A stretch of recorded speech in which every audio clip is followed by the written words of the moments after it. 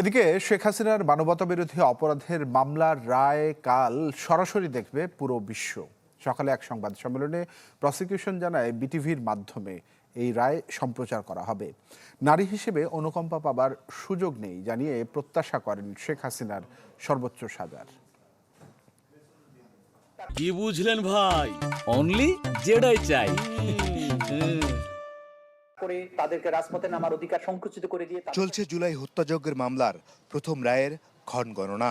সোমবার ঘোষণা হবে পলাতক সাবেক প্রধানমন্ত্রী ও আওয়ামী লীগের সভাপতি শেখ হাসিনার মানবতা বিরোধী অপরাধ মামলার রায়, যেখানে দৃষ্টি এখন সবার।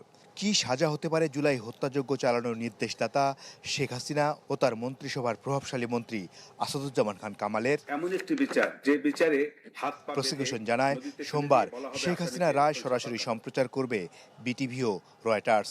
সেই সাথে ট্রাইব্যুনালের ফেসবুক পেজেও সরাসরি সম্প্রচার হবে। শুধু তাই নয়, ঢাকা শহরের বেশ কয়েকটি জায়গায় বড় স্ক্রিনে রায় ঘোষণা দেখাবে সংস্কৃতি মন্ত্রণালয়। আগামীকালকে রায়ের যে অংশটুকু ট্রাইব্যুনাল এখানে পড়ে শোনাবেন, সেই অংশটুকু ট্রাইব্যুনালের অনুমতি সাপেক্ষে বাংলাদেশ টেলিভিশন এবং বাংলাদেশ টেলিভিশনের সাথে চুক্তিবদ্ধ যে কয়েকটি সংস্থা আছে এবং বাংলাদেশ টেলিভিশনের মাধ্যমে এদেশের সকল গণমাধ্যম সরাসরি সম্প্রচার করতে পারবেন। একে তো সাবেক প্রধানমন্ত্রী, তার উপরে নারী। যদিও এর আগে বাংলাদেশে কখনো নারী দণ্ডপ্রাপ্তদের সর্বোচ্চ সাজা ফাঁসি কার্যকর হয়নি। তাই প্রশ্ন উঠেছে, যদি সর্বোচ্চ সাজার রায় আসে তাহলে নারী হিসাবে কি অনুকম্পা পাবেন শেখ হাসিনা? এমন সুযোগ নেই বলে সাফ জানিয়ে দিলেন এই প্রসিকিউটর।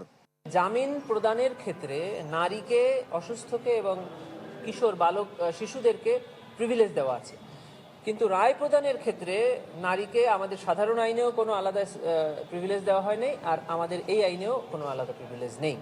অর্থাৎ রায় প্রদানের ক্ষেত্রে আসামি নারী হোক পুরুষ হোক, তিনি তার অবস্থানে থেকে কি অপরাধ করেছেন সেই অপরাধের গ্র্যাভিটি বিবেচনা করে শাস্তি প্রদান করা হবে। প্রসিকিউশন জানায় রায় ঘোষণায় সাজা হলে শেখ হাসিনাকে ফেরত আনতে ফের পরোয়ানা পাঠানো হবে ইন্টারপোলে। মাসুদুর রহমান, চ্যানেল 24, ঢাকা।